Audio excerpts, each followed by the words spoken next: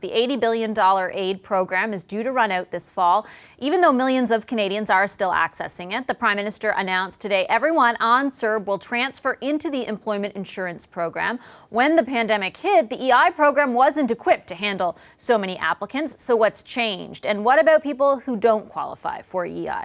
We've reached the Minister of Employment, Workforce Development and Disability Inclusion to find out. Carla Qualtrough joins us from Delta in British Columbia. Hi, Minister Qualtrough. Good to see you as always. Nice to be here. Thanks for having me. So I do want to start off on this announcement concerning CERB, and particularly if there are people watching right now who are relying on CERB, when should they be applying for EI? How soon should they be starting to transition themselves to that application process?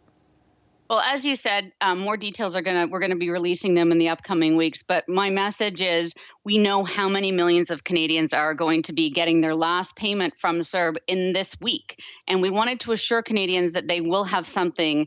There'll be something there for them in September. So you'll be able to apply at the end of August. It'll be the same kind of turnaround for CERB. We've managed to spend the last 5 months really digging in, automating a lot of the EI intake process, streamlining things, relaxing some of the rigor. And as a result, I am extremely confident. I would say 100%, but I'm the minister who is responsible for Phoenix, so I won't say 100%, but I'm extremely confident that there will be no disruption in benefits as we transition people from CERB to EI. So you say same kind of turnaround. One of the more remarkable things about CERB was how quickly people were able to access their money. They would apply and almost 3 days later it could be in their accounts. Yeah. Is it going to be like that? Because EI traditionally is not that easy to access. Yeah, so it will be probably within a week, within 5 to 10 business days. So you're right, thank you. I should have said a few more days, but because EI pays in arrears, it'll be within 5 to 10 business days that people get their payments.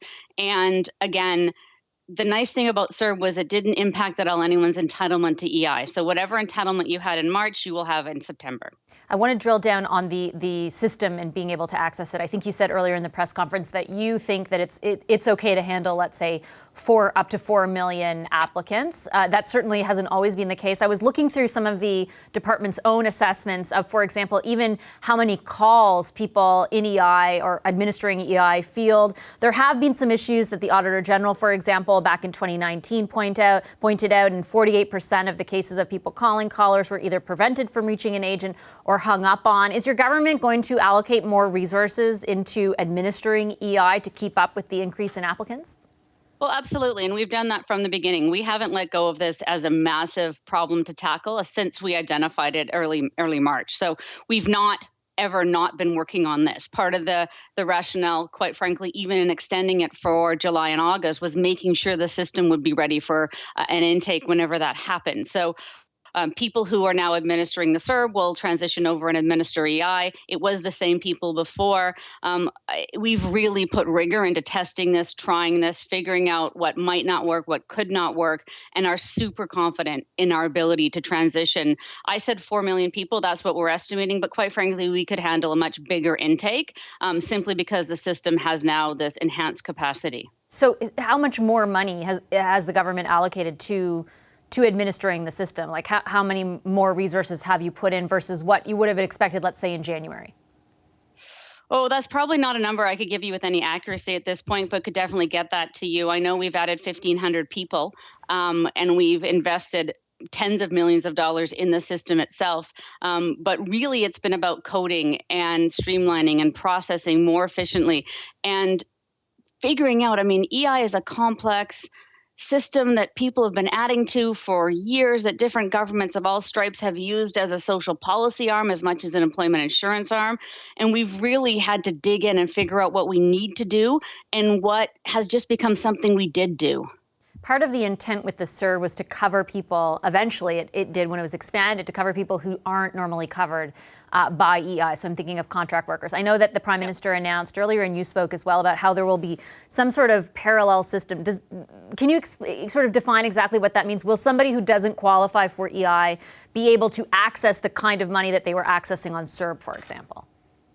Well, what we're trying to achieve here is a CERB-like coverage of workers. So the same broad coverage of people who are covered in CERB will be covered either through EI or a parallel benefit that despite our best efforts to relax EI, someone still doesn't qualify for EI will get. So you've got your gig worker, your contract worker. What we're doing within EI, however, is we're going to relax some of the eligibility criteria to get people into EI who maybe haven't amassed enough hours because they've been, on the CERB and not working.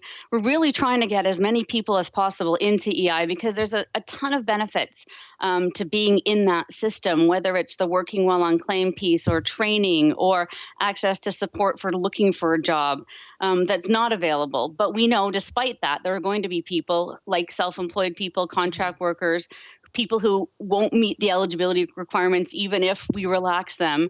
And for them, we're going to make sure they get a similar level of benefit to somebody on EI. And conversely, no one on EI will get less than someone on this other benefit. Yeah, I guess I'm wondering from the perspective of somebody who's watching right now who is relying on CERB but falls in that category that won't ultimately qualify for EI, if they can expect a commensurate level of income going forward.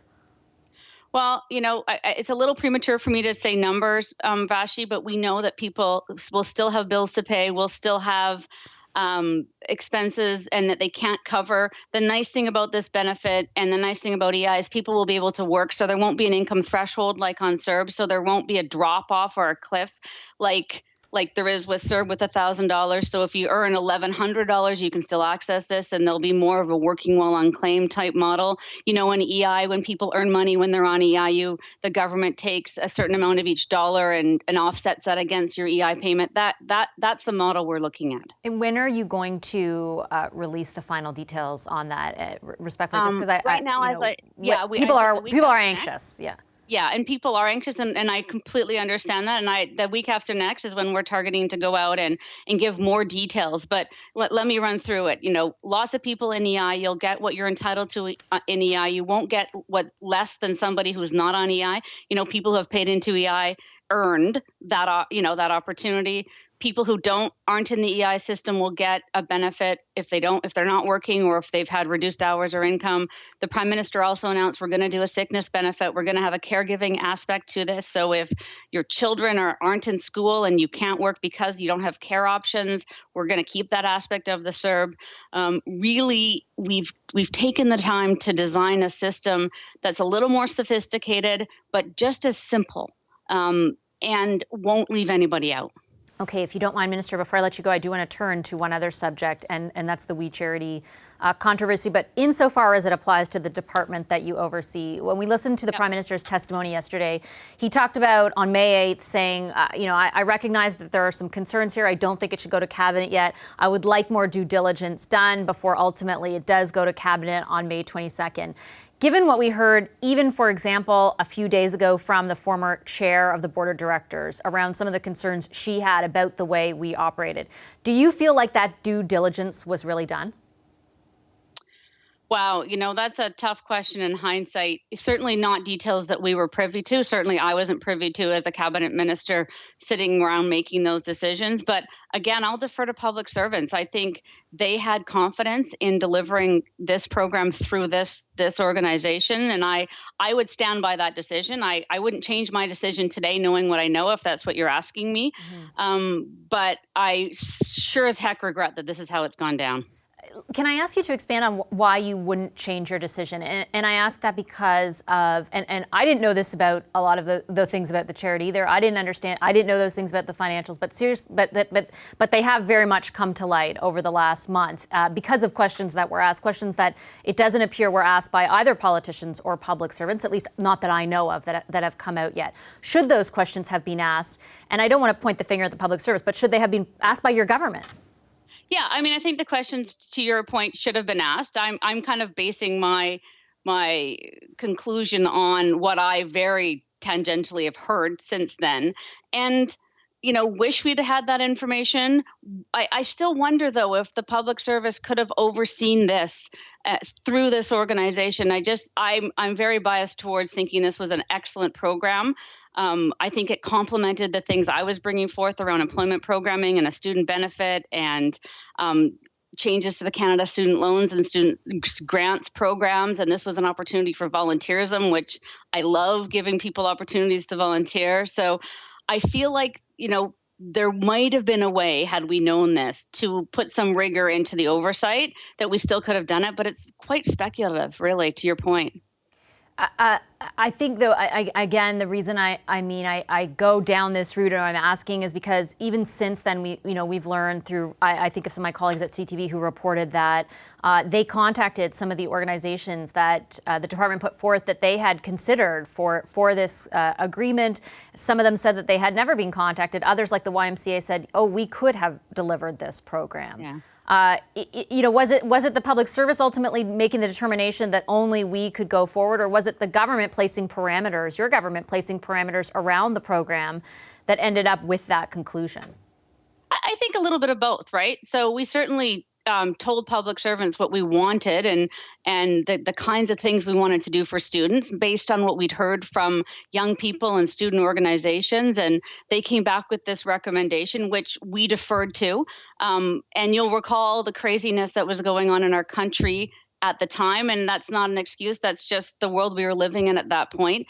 It seemed absolutely reasonable that we could deliver it based on what we knew through this third party. We were doing other programs through third parties. We didn't do a call for applications when we gave community foundations and United Way and Red Cross the Community Support Fund. We gave Women's Shelters Canada the money to deliver to women's shelters. We'd used third-party intermediaries. So for me, that wasn't a red flag whatsoever, because we thought they would deliver.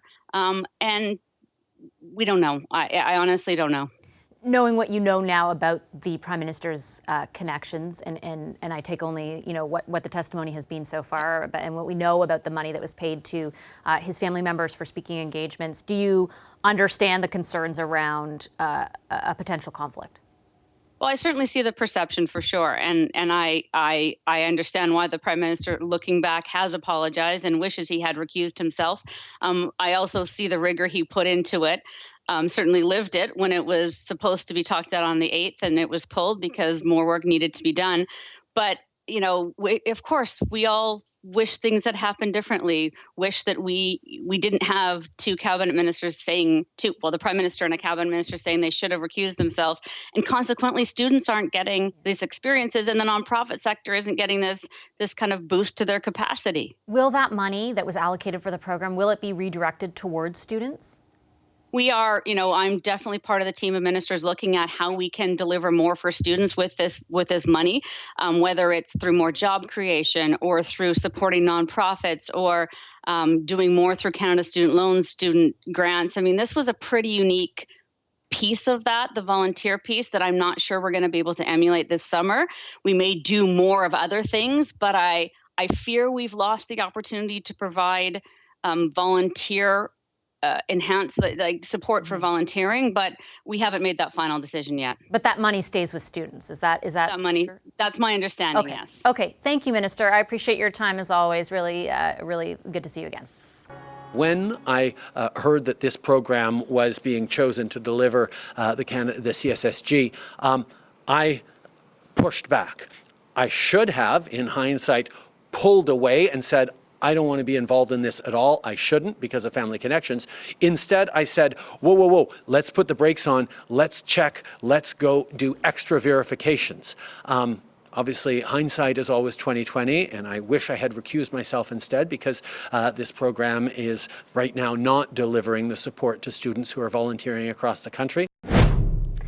Welcome back to Power and Politics. I'm Vashi Capellos. The Prime Minister repeating the case he made there to MPs at committee yesterday. He admits he made a mistake by not recusing himself from the We decision, but the Prime Minister insists he had to choose between We managing the program or no program at all. Is that explanation enough? And what more could be revealed in upcoming investigations into this controversy? Time for the Power Panel to weigh in. Nigan Sinclair, columnist with the Winnipeg Free Press, joins us from that city. Le Devoir's Marie Vastel is over across the river in Gatineau, Quebec, and here in Ottawa, Maclean's senior writer Paul Wells. Hi, everybody. Good to see you. Happy Friday. Hi. Hello. Paul, I'm going to start with you. And just on that clip, actually, we played from the Prime Minister, which, as I mentioned, does repeat some of what he said yesterday, just with almost a little bit of a different tone and tenor. He's very adamant that he really did push back, that he recognized the potential, I guess, perception, I think, of conflict is what he said, but ultimately didn't make the decision to recuse himself even later, that something he now says he should have done. What did you think of the way in which the Prime Minister explained that? Well, it's funny. He says that he asked for additional verifications to be made. The nature of those verifications and whether they were made has never been explained. And to the extent that he was worried about perceptions of conflict of interest, that question has actually already been asked and answered to Rachel Wernick, the lead public servant on the file. When she testified a couple of weeks ago, she was asked about conflict of interest. She said, look, that's none of our concern. The public service is not in the business of judging the political liability that might accrue to someone who's in a conflict of interest. That's what political staffers are for. It's almost as though she saw this line coming. That's an interesting point. Nigan, building on that, actually, it was interesting, even Ian Shugart, the clerk of the Privy Council, he talked about having to do due diligence. I think he said Katie Telford, the chief of staff to the Prime Minister, directed them to, but he was very specific about the constraints of that due diligence. They were not asked, for example, to look into the financials or the financial viability of We Charity. They were supposed to look at the question of whether or not this charity could deliver or had the capacity to deliver the program that they wanted them to. What does that tell you, I guess, about what happened in those 2 weeks and what that due diligence looked like? Yeah, and the major issue here is that they didn't look elsewhere, and they didn't look to see what other organizations could provide that similar service. And the fact is that there was questions whether the We Charity could provide a national service such as this, because the fact is that the issue has never been about whether the We Charity does good work, even though there have been employees that have come out recently to question some of that. It's a question of how they do business. And the question is that the Prime Minister, while now claiming that he was able to consider the possibility that would look improper, the fact is that if he's not going to provide the ethics, and if the We Charity isn't going to provide the ethics to be able to examine what this looks like to Canadians, never mind the fact that it's probably going to look terrible, and then they move forward anyways, that's exactly the issue. The exact issue is how they're doing business and how this is now continuing a long string of the Prime Minister involving backroom deals that are away from Canadians, and they're very concerning. It's interesting, Marie, around the question of why the Prime Minister initially recognized that there would be the perception of conflict, but then didn't recuse himself. We heard a few times both himself and Ms. Telford talk about how Sophie Gregoire-Trudeau, in partnering with We and developing a podcast, went through the Ethics Commissioner, got that clear. The Ethics Commissioner says, it's okay for you to do the podcast, it's okay for you to work for We, and it's okay for your expenses to be reimbursed. And they do bring that up in the vein when asked, well, why didn't you ultimately recuse yourself? Or do you think this is an actual conflict? Because they're also careful to say the perception of a conflict. Yeah, there seems to be a debate between the Prime Minister and the opposition whether the problem is an actual conflict of interest, which is Mr. Trudeau's interpretation of it, saying he was very adamant yesterday, and I think he repeated it today, that he knew that his family wouldn't directly benefit from this, so it was okay. And the opposition's interpretation of the act being, yes, but there was a perception of conflict of interest, and you were in a conflict of interest. I thought that today he repeated a lot of his arguments from yesterday, but there are still things that remain unanswered. Which one is, as you said, why didn't he, if he saw that there was a risk of perception, why didn't he recuse himself? He also didn't answer when asked, did he think about recusing himself and decide not to?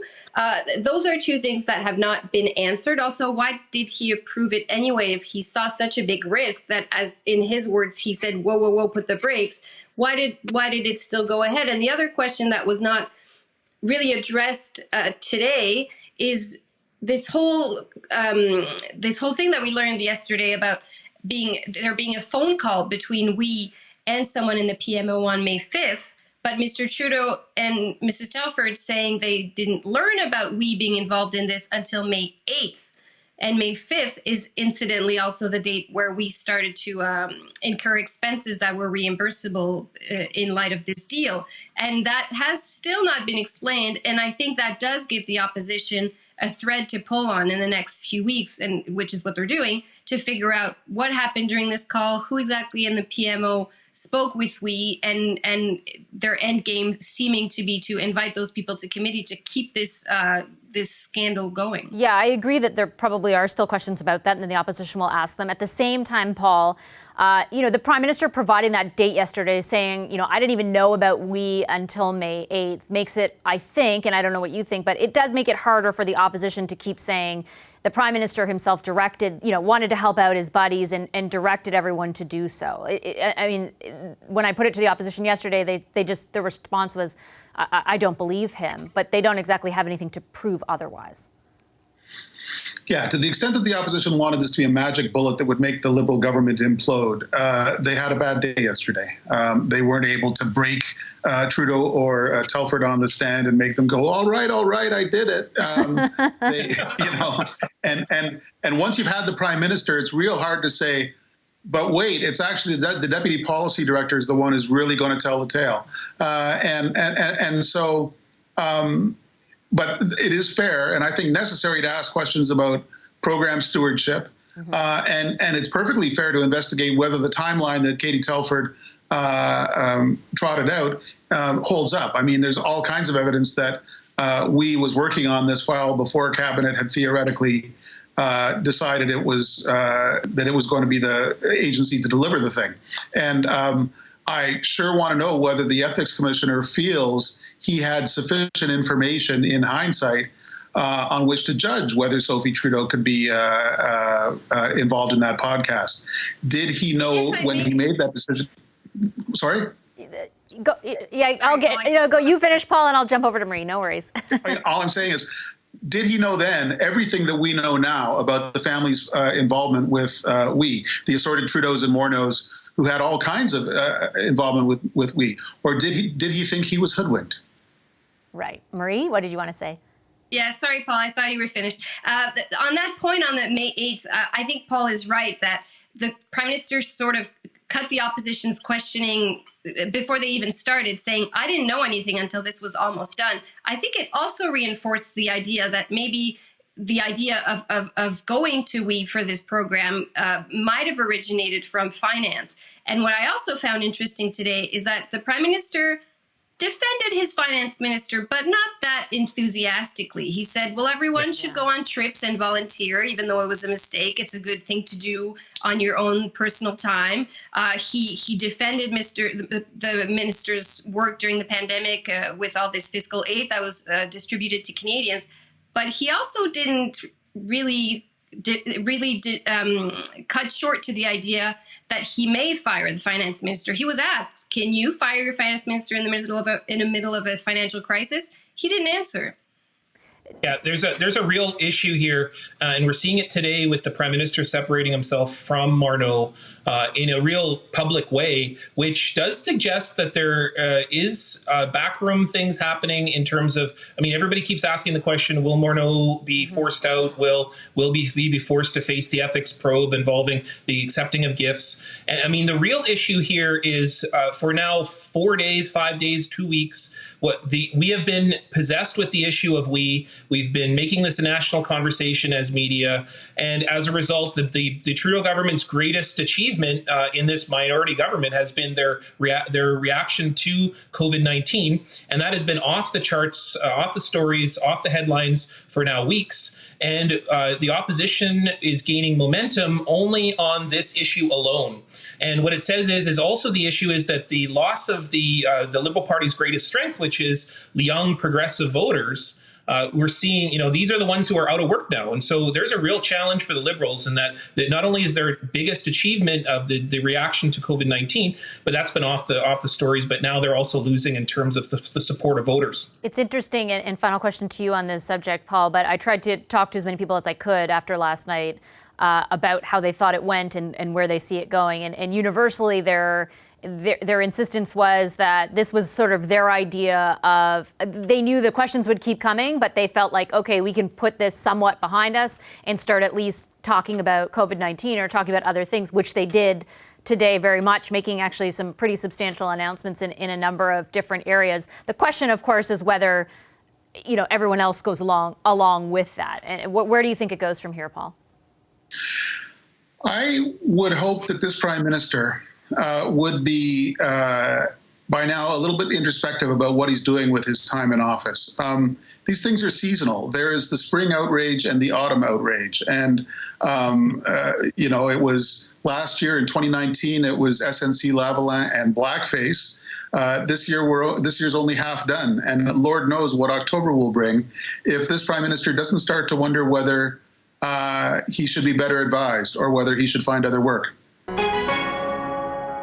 Hi, I'm Vashi Capellos, host of Power in Politics. See more of our show by subscribing to the CBC News channel or click the link for another video.